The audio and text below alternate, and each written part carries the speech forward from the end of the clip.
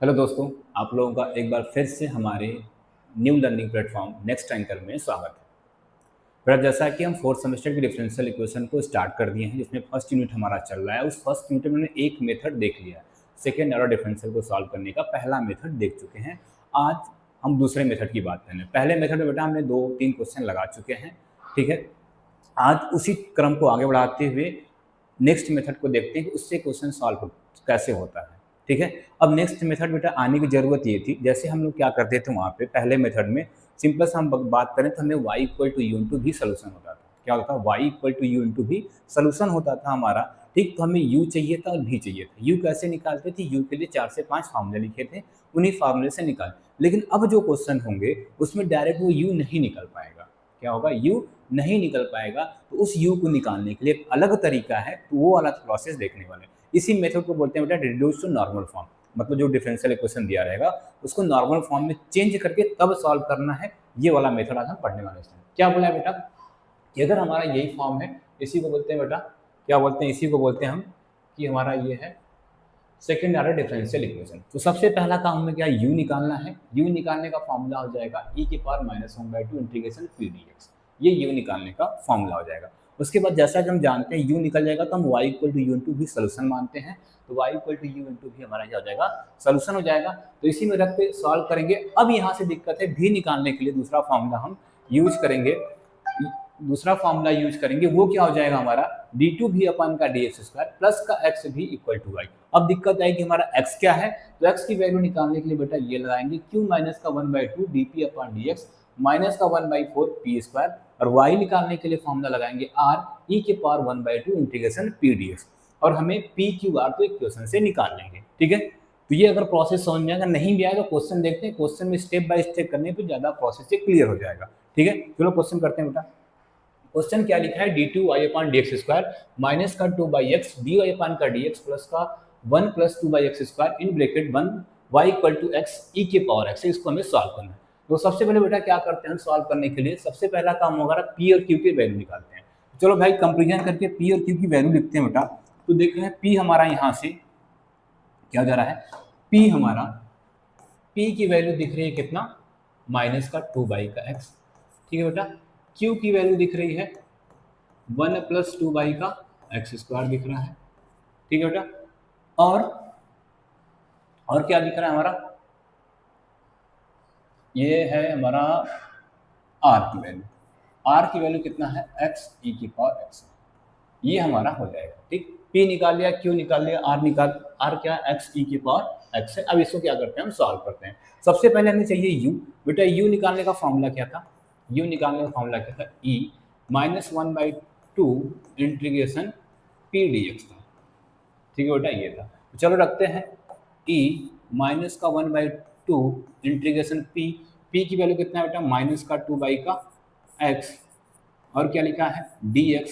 तो ये भाई साहब तो कैंसिल हो गए, माइनस माइनस प्लस हो गया, 1/x बचा, 1/x का इंटीग्रेशन कितना हो जाएगा, log का x। और हमें पता है e के पावर log से क्या बोलते हैं, सिर्फ x। ये किसकी वैल्यू आ गई बेटा, u की वैल्यू।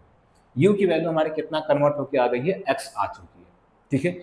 अब हम क्या मानते हैं, लेट कंप्लीट सोल्यूशन हमारा y equal to u into v of given equation 1। इसे इक्वेशन नंबर 1 मान लेते हैं, ठीक बेटा। इतना क्लियर हुआ, u कैसे आया। चलो आगे, let let let y equal to u into v is y equal to u into v is the complete solution of the differential equation 1, of the given equation 1। ऐसे लिख लो, of the given equation 1, ठीक है बेटा। इसे equation number 1 मान लिया, ये मान लिया।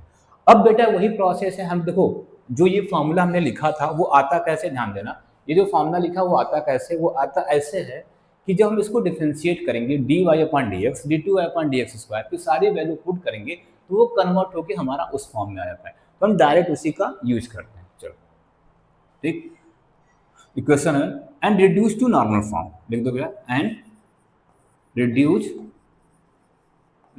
To normal form. Reduce to normal form. ठीक है बेटा, ये हो गया। तो जो बेटा रिड्यूस टू नॉर्मल फॉर्म करेंगे तो हमारा इक्वेशन कन्वर्ट हो जाएगा किसमें, d2v अपान का एक्स स्क्वायर प्लस का कैपिटल एक्स इंटू का भी इक्वल टू वाई। ठीक है, अब हमें इसे इक्वेशन नंबर क्या मानते हैं, 2 मानते हैं। इक्वेशन नंबर क्या हो गया हमारा, 2 हो गया। अब प्रोसेस में क्या बचता है, हमें कैपिटल एक्स की वैल्यू चाहिए और कैपिटल वाई की वैल्यू लाके यहीं पर रख देने वाले हैं। क्या, कैपिटल एक्स की वैल्यू निकालेंगे और कैपिटल वाई की वैल्यू कहाँ रखने वाले हैं, इसी में रखने वाले हैं। चलो बेटा,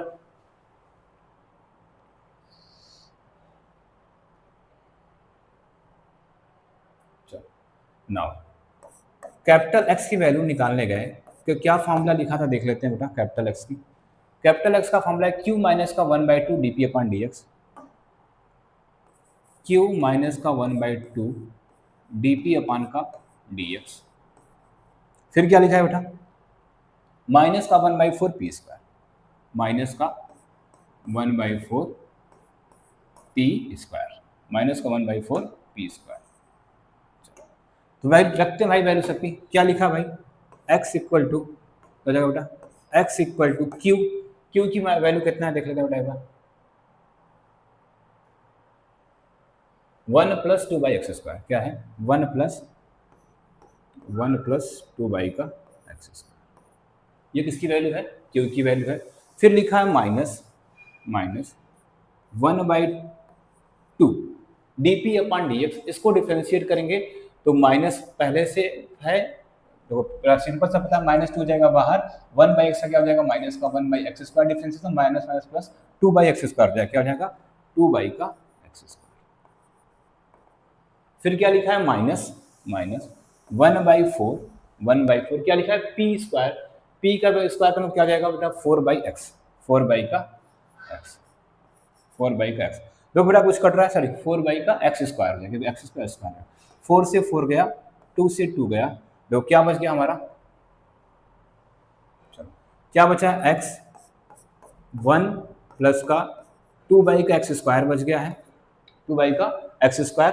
और क्या बचा है देखो, यहाँ से सिर्फ -1/x² बचा है और यहाँ से भी सिर्फ -1/x² बचा है। तो बेटा माइनस का 1/x², माइनस का 1/x², 2/x² हो जाएगा। ये 2/x² और ये सब कैंसिल होके सिर्फ बचेगा कितना, x इक्वल टू कितना वैल्यू आ गई बेटा, 1।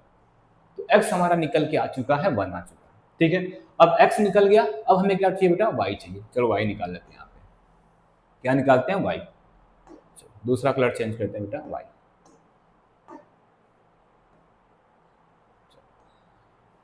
अब y का फॉर्मूला क्या था बेटा, देख लेते हैं क्या था।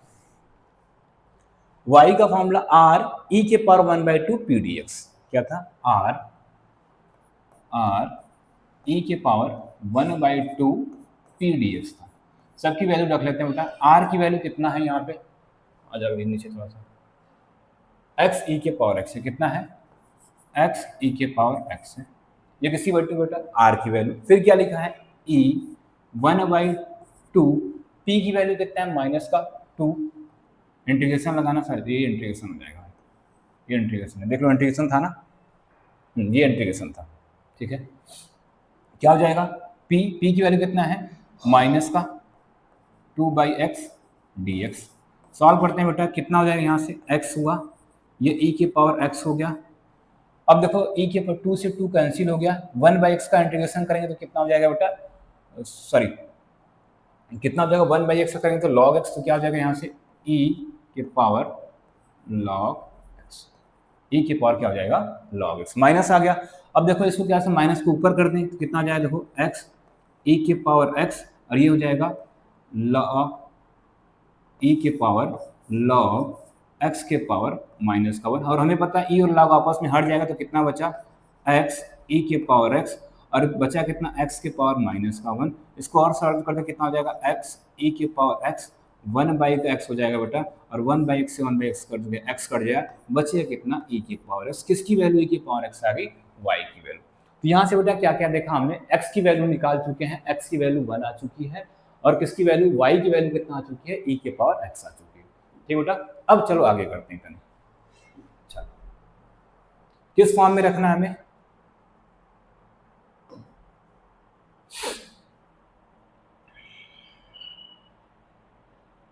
इधर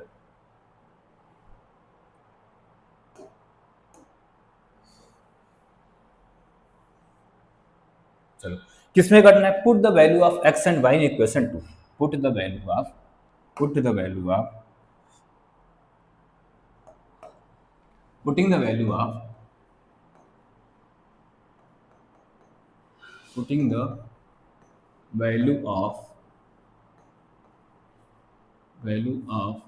capital X and capital Y in equation 1, ये करने वाले जो कैपिटल एक्स और कैपिटल वाई की वैल्यू निकाल चुके हैं उसे क्या करते हैं, इक्वेशन 1 में 2 था, इस 2 में पुट कर देंगे, इसमें पुट कर दें 2 में। तो चलो कितना हो जाएगा बेटा, यहाँ से क्या बना हम लोग का, बना ये कि d2v upon D x square, d2v upon का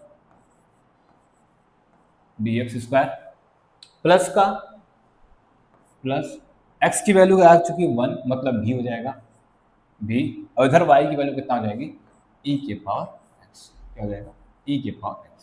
अब इसको बेटा हमें सॉल्व करके v की वैल्यू निकालना है। अब बेटा अगर याद हो तो ये एक तरफ से नहीं दिख रहा है जिसमें CF PI सेकंड सेमेस्टर में निकालते थे हम लोग, तो CF अब यहाँ से फिर से निकलेगा और PI किसके लिए, इसके, और CF निकालने से पहले क्या करेंगे बेटा, इसका ऑक्सिलरी इक्वेशन बनाते हैं, बनाते हैं बेटा ऑक्सिलरी इक्वेशन। तो ये क्या हो जाएगा, इसका ऑक्सिलरी इक्वेशन क्या हो जाएगा, पहले तो इसको क्या लिख देंगे बेटा, d square plus 1 into v equal to e के पावर एक्स। बेटा अगर याद हो सेकंड सेमेस्टर में यही काम हम लोग करते थे। यहाँ से ऑक्सिलरी इक्वेशन क्या बन जाएगा बेटा, इसका m square plus 1 equal to 0, तो एम स्क्वायर इक्वल टू क्या हो जाएगा माइनस का 1, तो एम इक्वल टू क्या हो जाएगा इसकी प्लस माइनस का आई, प्लस माइनस का क्या आ गया आई। तो यहाँ से m equal two plus minus का आई, इसका क्या आ गया रूट आ गया, तो बेटा इसका CF लिखते हैं। तो CF का फॉर्मूला क्या हो जाएगा, इसका C1 का cos x प्लस का C2 sin x, ये फॉर्मूला यहाँ से बन जाने वाला है, C1 का cos x प्लस का C2 का sin x। अभी क्या निकाला, सिर्फ CF निकाला। अब क्या चाहिए हमें, PI चाहिए। तो PI के लिए बेटा क्या करेंगे, आपको याद होगा, लिखते थे 1 अपान का इस d वाले फंक्शन को डी स्क्वायर प्लस का 1, इधर क्या लिखा है e के पावर x, और यहाँ पे e के पावर x जो x का कोफिशिएंट होता है यहाँ पे रखते हैं d की जगह, x से कोफिशिएंट को किससे रिप्लेस करते हैं, d की जगह। जीरो नहीं बनना चाहिए, अगर जीरो बनेगा तो दूसरा मेथड होता है, देखते हैं क्या जीरो बनता है। यहाँ पे हमने कहा नहीं बनेगा, क्या हो जाएगा 1 अपान 1 का स्क्वायर प्लस 1 इंटू का e के पावर x, मतलब देखो कितना आ गया बेटा e के पावर x वाई का 2 आ गया, ये क्या आ गया हमारा PI आ गया। तो टोटल v की जो वैल्यू आई बेटा, v की वैल्यू कितना टोटल निकल के आ गई, यहाँ से v की वैल्यू होती है CF प्लस का PI, CF प्लस का PI। तो CF हमारा कितना था, CF हमारा कितना आ चुका है, C1 cos x प्लस का C2 sin x, C1 cos x plus का C2 sin x in bracket, और बाहर क्या आ जाएगा प्लस का e के पावर x वाई का 2 आ गया। किसकी वैल्यू आ गई बेटा, v की। अब देखो सिंपल से बेटा u की वैल्यू भी निकल चुकी है और किसकी वैल्यू निकल चुकी है, v की वैल्यू। कहाँ रखना है, जो हम क्या मानते हैं y equal to into v में, इसी में रख रहे हैं, ठीक है। इसे इक्वेशन नंबर स्टार मान लिया करो।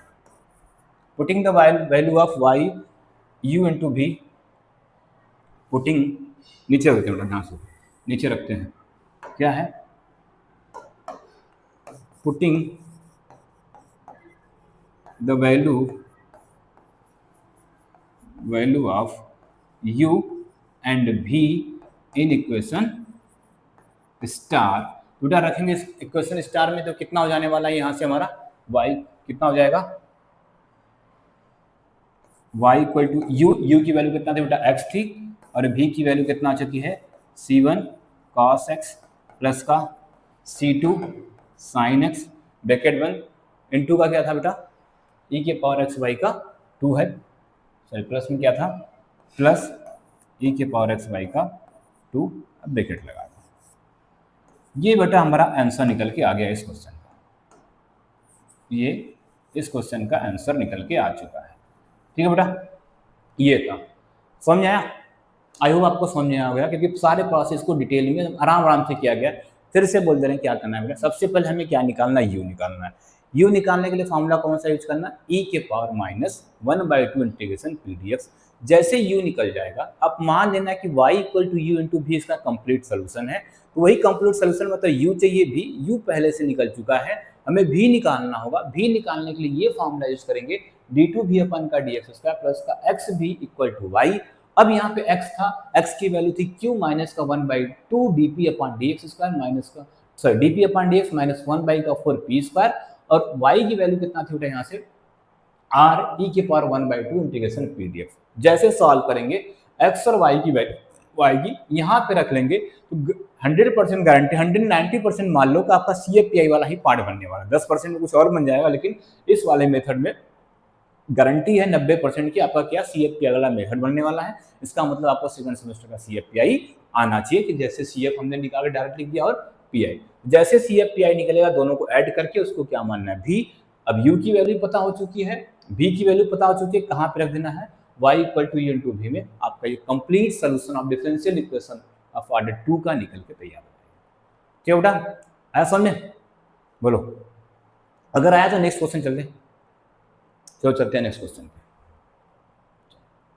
क्वेश्चन क्या है, solve d upon d x cos square x d y upon का डी एक्स प्लस का वाई कॉस स्क्वायर एक्स। बेटा सबसे पहले तो हमें चाहिए ये सेकेंड ऑर्डर में चाहिए, इस फॉर्म का दिख नहीं रहा है क्योंकि सेकेंड ऑर्डर में d two y upon d x square चाहिए। क्या कहीं पर यहाँ पे d two y upon d x square दिख रहा है?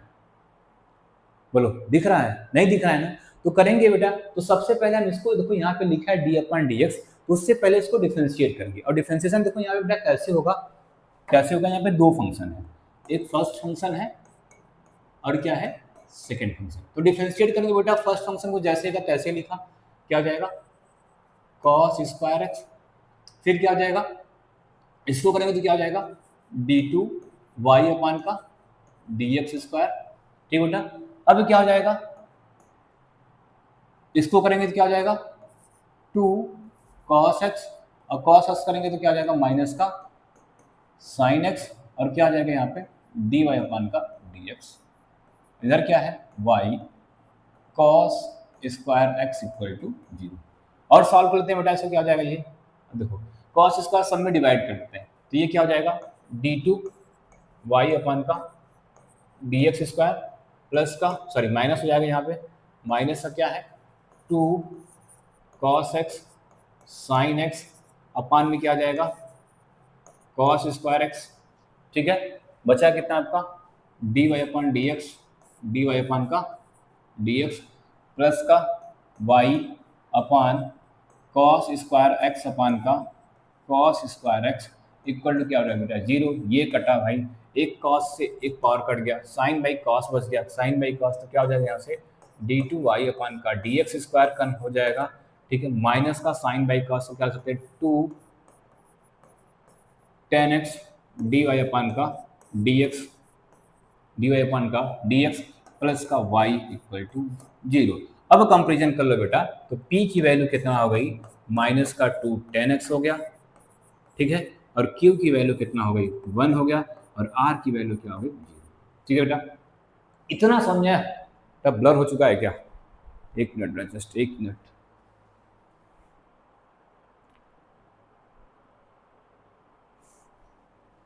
जस्ट 1 मिनट बेटा, थोड़ा सा ब्लर हो गया है, ठीक करते हैं इसको।